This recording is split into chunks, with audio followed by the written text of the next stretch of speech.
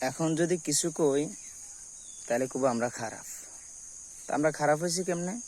আমরা সত্য কথা বলতেছি এই জন্য যে দেখেন, মানে আমাদের দেশে যে সিরিয়ালে সিরিয়ালে ধাপে ধাপে কিছুদিন পর একটা ধর্ষণ, কিছুদিন পর একটা খুন, কিছুদিন পর একটা গুম, মানে একটার পর একটা একটার পর একটা অপরাধ করতেই আসে, কিন্তু এর কোনো বিচার দেখতেছি না, বিচারে দেখা যাচ্ছে না।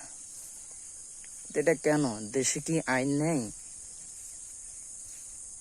দেশে কি কোনো নিয়ম শৃঙ্খলা নেই? দেশে কি কোনো নেতা নেই? দেশে কি কোনো বিচারক নেই? আমি বুঝতে পারছি না। দেশে কি সরকার আছে? এই সরকার মারা গেছে। এসব বললে তো বলবে না তোমরা এসব কেন বলতেছো। আর আমরা তো বলা লাগবে, যেহেতু আপনারা বিচার করবেন না। এখন দেখা যাচ্ছে যে আরো অনেক দিকে দেখা যায় যে মানে কিছু কিছু হুজুর তারা কিছু করে নাই, অপরাধটা করে নাই, কিন্তু অপরাধটা করার আগেই তাদের এটা ভাইরাল, মা তাদেরকে রিমান্ড দিয়ে দেয়। মানে এরপরে যখন দেখা যায় যে সেই অপরাধটা করে নাই, তারপরেও তাকে 2-3 দিনের রিমান্ড দেওয়া হয়। কিন্তু দেখা যাচ্ছে যে এই যে একটার পর একটা ধাপে ধাপে করতেছে যারা গায়রে হুজুর,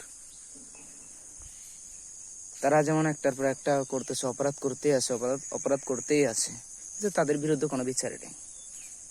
এটাই কি আমাদের বাংলাদেশ? এটাই কি আমাদের মাতৃভূমি? বুঝতে পারছি না যে দেশে সব কি চলছে।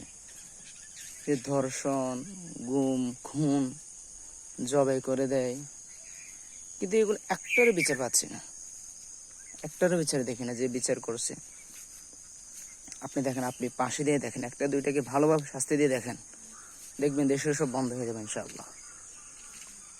আর এভাবে যদি চলতে থাকে তো একদিন দেশটা ধ্বংস হয়ে যাবে। যেরকম লূত আলাইহিস সালামের জামানায় যে অবস্থা হয়েছিল, একই অবস্থা হতে পারে আমাদের বাংলাদেশে হবে, আল্লাহ না করুক। এই জন্য আমার সবার প্রতি বিনীত আহ্বান থাকবে যে আমরা সবাই দিনের পথে আসি, ঐক্য হই, আমরা সবাই ঐক্য হয়ে যাই। হ্যাঁ, এই সমস্ত জালেমদের বিরুদ্ধে আমরা সবাই ঐক্য হই। তো সবাই ভালো থাকবেন। ওকে, আসসালামু আলাইকুম।